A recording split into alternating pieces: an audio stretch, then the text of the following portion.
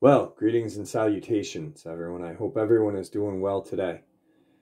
And welcome back to the second half. Before we get into tonight's second half, though, a couple links. As you know, I rely on Patreon, PayPal, and my merch to help the channel to continue to grow and go. The links to Patreon and PayPal are in the description below, my merch displayed directly under this video. Also, Dogman Frightening Encounters, Volume 1, 2, and 3, the audiobook versions. They were written and researched by Tom Lyons, narrated and produced by me, Jeffrey Nadolny. Those audiobooks are available on Audible, Amazon, and iTunes, the links to which are also in the description as well. And finally, last but definitely not least, if you'd really like to help support this channel to continue to grow and go, simply subscribe, click the like button, and please leave a comment. It really does help, and it does matter. And now, everyone, I have taken far too much of your time. Let's get on with tonight's second half, shall we? Alright guys, so it's been about 2 weeks since I talked a little bit about conspiracy, whether it be Dulce, New Mexico, Roswell, reptilians, whatnot. And I figured, hey, let's talk a little bit more about Dulce. I really enjoy these little segments. And so I tapped into the emails that I received about a year ago, and I pulled this interesting little tidbit out. In the early 1960s, a subterranean nuclear blast occurred about 30 miles southwest of Dulce, New Mexico, right off of US 64. This nuclear blast was conducted under the umbrella of Project Plowshare and was named Gas Buggy. It has recently been alleged that this particular subsurface nuclear blast was used to create a hollowed-out chute or chimney for development of a substation for a super-secret tunnel system attached to an underground Black Book project base. According to Tom Costello, a former Dulce base security officer, this particular underworld city is a highly secret base operated by humans as well as reptilian aliens and their worker caste, the commonly encountered Greys. It is here apparently that a multitude of experimentation projects are carried out, primarily genetic experimentations on kidnapped men, women, and children. There are a myriad of other specialty science projects taking place at Dulce Base, including, but not limited to, atomic manipulation, cloning, studies of the human aura, advanced mind control applications, animal-human crossbreeding, visual and audio wiretapping, and the list goes on. Dulce, New Mexico is a strange place indeed. It's a sleepy little town perched upon the Archuleta Mesa just south of the Colorado border in northern New Mexico. Tourists passing through sometimes see little more life in the town other than that of a scruffy dog lazily spread out alongside the dirt road. Some claim that upon entering the town, black vehicles with heavily tinted windows tailgate them until they are outside of the city limits and heading out of Dodge. In addition, several other sources who wish to remain nameless reported oddities in their work with Operation Plowshare during the 60s. The project was created under the guise of the use of atomic bombs during peacetime and forged ahead under the umbrella of natural gas exploration. In fact, several of these multi-kiloton blasts were used as a rapid way of developing huge subsurface chambers for facility development. It is reported that the technology to clean radiation is available and already in use in such projects. When I lectured on Friday, August 13th of 1993 in Las Vegas, I made public for the first time ever the floor plans to levels 1 and 6 of the Dulce base.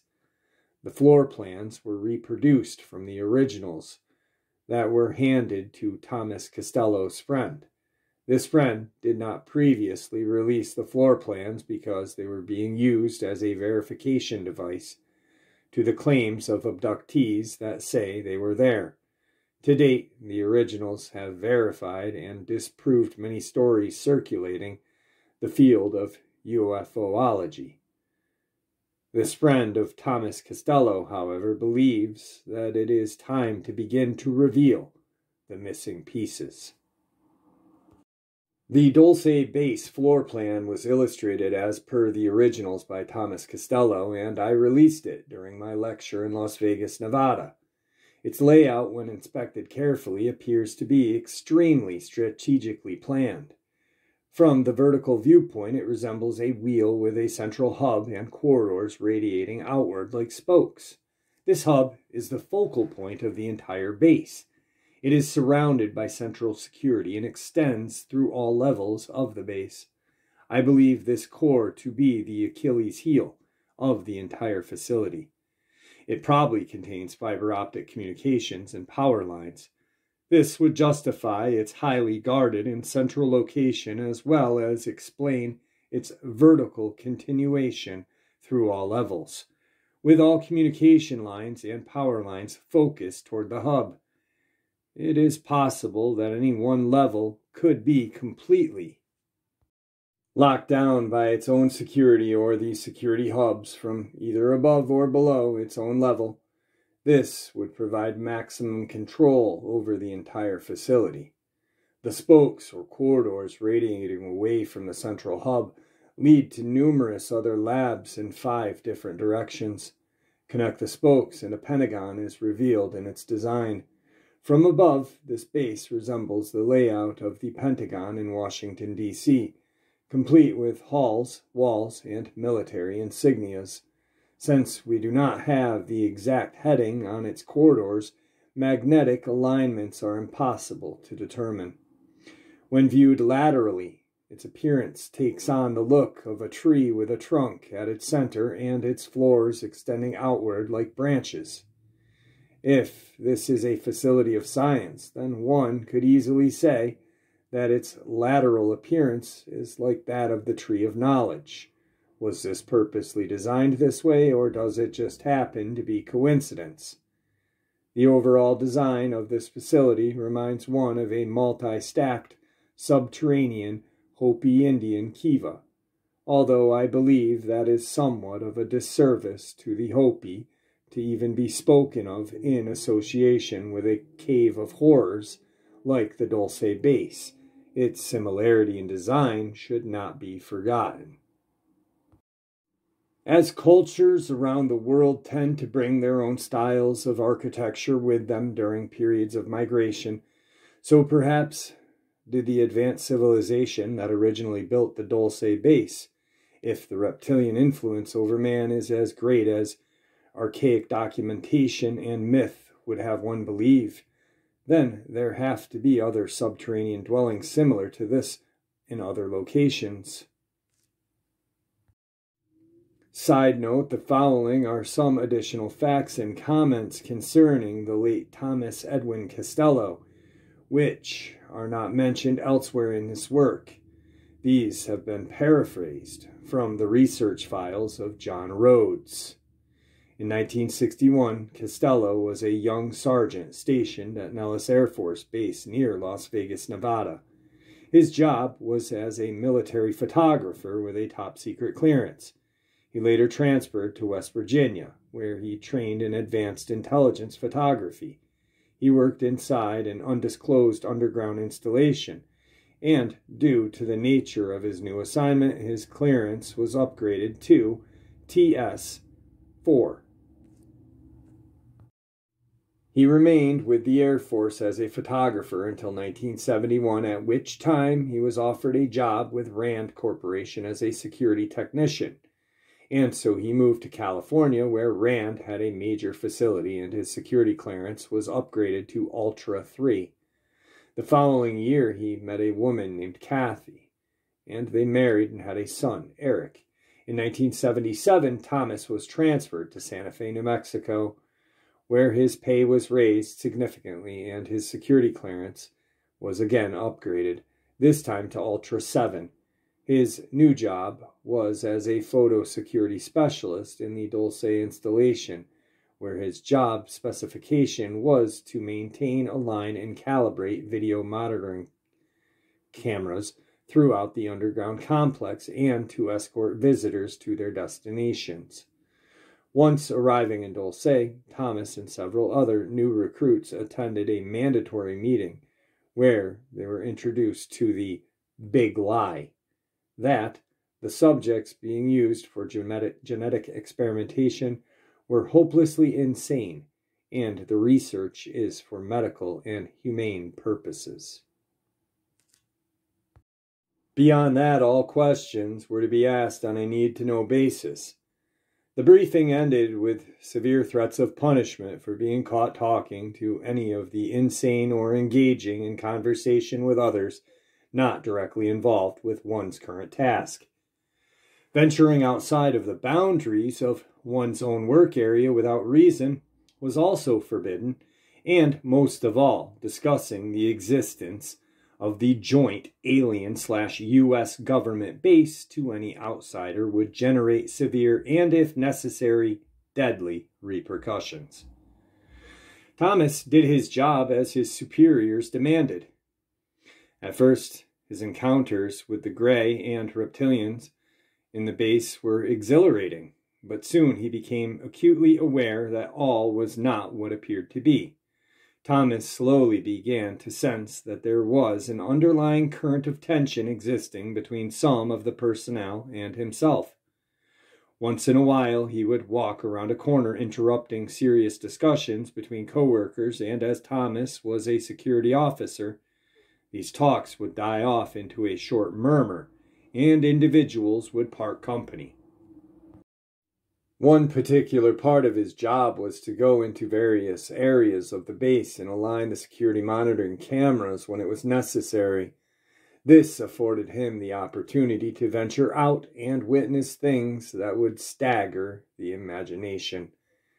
Later, he was to report seeing laboratories that investigated the fouling, auric energy fields of humans, astral and spirit body voyaging and manipulation, PSI studies, advanced mind control analysis and application, human brain memory recognition, acquisition and transfer, matter manipulation, human and alien cloning, rapid human body replication by use of energy matter transfer, complete with an individual's memory from the neural network computer memory banks, and other scientific advances. Once in a while, Thomas would see some of the horrific genetic creations that were housed in separate sections of the base. These, he knew, couldn't have had anything to do with mental illness or health research. Thomas didn't want to look any further. For every time he discovered more pieces to this underground maze, it became more and more overwhelming to accept. His curious mind, however, implored him to search for the truth regardless of his own desire to turn away in horror. One day, Thomas was approached by another employee who ushered him into a side hallway. Here he was approached by two other gentlemen that whispered the most horrifying words. The men, women, and children that were said to be mentally retarded were, in fact, heavily sedated victims of abduction. He warned the men that their words and actions could get them in big trouble if he were to turn them in. At this, one man told Thomas that they were all observing him and noticed that he, too, was uncomfortable with what he was witnessing. They knew that Thomas had a conscience, and they knew they had a friend. They were right. Thomas did not turn them into his commanders. Instead, he made the dangerous decision to quietly speak with one of the caged humans in the area nicknamed Nightmare Hall. Through their drug-induced state, he asked their name and their hometown. Thomas discreetly investigated the claim of this insane human during his weekends out of the facility. He discovered through his search that the person had been declared missing in their hometown after vanishing suddenly, leaving behind their traumatized families who followed dead ends and trailed flyers. Soon he discovered that many of the hundreds, perhaps thousands of men, women, and children were actually listed as missing or unexplained disappearances. Thomas knew he was in over his head, and so were several of his co-workers. All he could do until somehow the situation changed was to be alert and extremely guarded with his thoughts. The gray aliens' telepathic capabilities allowed them to read the minds of those around them, and if he revealed his intense anger, it would be all over for him and his new friends. In 1978, tensions within the Dulce base were extremely heightened. Several security and lab technicians began to sabotage the genetic experiments.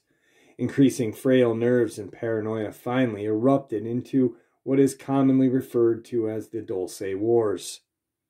It was a literal battle between the reptilians and the humans for the control of the Dulce base. It was the reptilians more than humans that were pushing the big lie and insisted on using humans in their experiments, and those who did not survive the experiments were used as sources for food, which was the liquid protein tanks which fed both gray fetus as well as the full-grown grays as a source of nourishment. The initial Dulce War conflict began on level 3. No one is exactly sure how it started, but we do know through Thomas's account that it involved base security forces armed with beam weapons known as flash guns, machine gun-toting U.S. military personnel, and the gray alien species that were playing both sides against each other. When the smoke cleared, 68 humans had been killed. 21 were completely vaporized and 19 escaped via the tunnels. 7 were recaptured and 12 remain in hiding to this day. Thomas returned to his post awaiting the planning of his own escape, but in 1979, the intense pressure brought upon Thomas by his job finally made him break the code of silence. He told his best friend by a hand-passed note that he was working in a subsurface huge installation outside of Dulce, New Mexico. He also told his friends that he was working side by side with gray aliens that consider themselves native Terrians, and that the upside-down black triangle with the inverted gold-colored T inside was the insignia of the project. Thomas knew that he had to leave the job for his own peace of mind. However, now that he knew the truth about the abductees being held below, it would be almost impossible to live a normal life. He would always be under observation and threat until the day he died. He also was aware of a fact that the old age may not be his downfall. His demise could easily be expedited by certain individuals. After one of his weekends away from the facility, he decided to return to work, this time through one of the less guarded air shafts unannounced, and into the base by way of a secret passage. Once inside, he proceeded to appear as if he was working his normal duties while taking charge of every thought as he passed by the grays. During this time inside the base, he removed still photographs of the facility and treaties signed with authentic signatures between California Governor Ronald Reagan, several other individuals, and the Greys. Thomas also managed to retrieve a 7-minute black and white surveillance video of genetic experiments, caged humans, Greys, as well as schematics of alien devices and complex genetic formulas. These items, he felt, were not only his chance to a seat at the bargaining table when the need arose, but also they were things that the public needed to know about. He made copies of the films, photos, and paperwork, packed several packages, and instructed several different people who he trusted to bury or hide them until the time was right. He was then made aware through certain sources that his wife Kathy and son Eric had been forcibly taken from their home to an undisclosed underground facility for safe holding until he decided to return the items. At this point, he knew that even if he did return everything to the Dulce commanders, that his wife and son were probably never going to be the same again, if even returned at all, after being manipulated by aggressive mind control. He also knew that he and his family would most definitely become permanently missing due to some tragic accident. Thomas was at zero options. He quickly dissolved into a lonely life on the run, from state to state, border to border, motels to sofas, always looking behind him and trying his best to look ahead.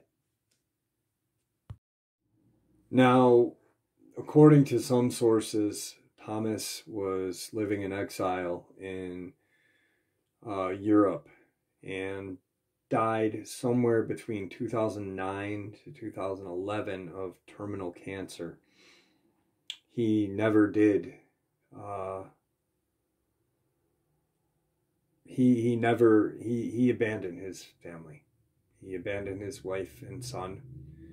I don't know how to look at that. Part of me looks at him as a hero for bringing this to public's attention, but then at the same sense a coward for abandoning his wife and child.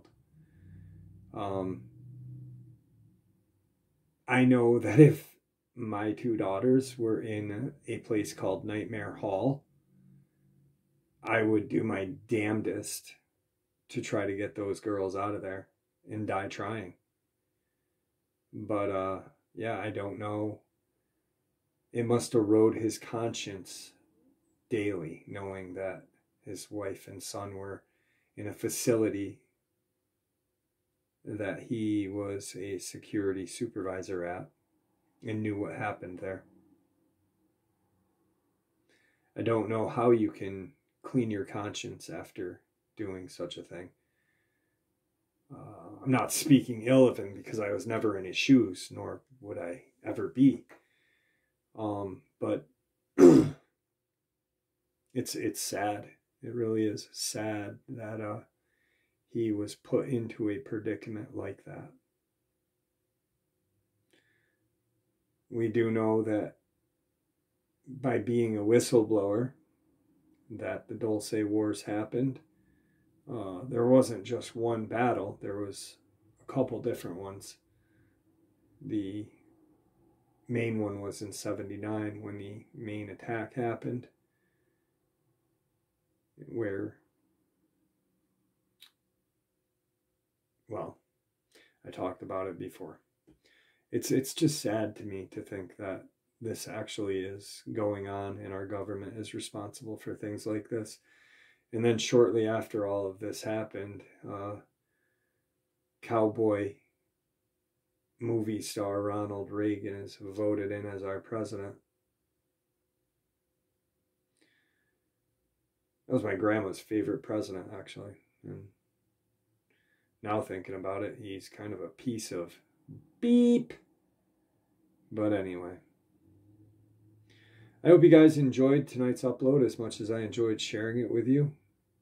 And with that, my friends, may the Great Spirit watch over us all, and may He guide us down that path that we call life.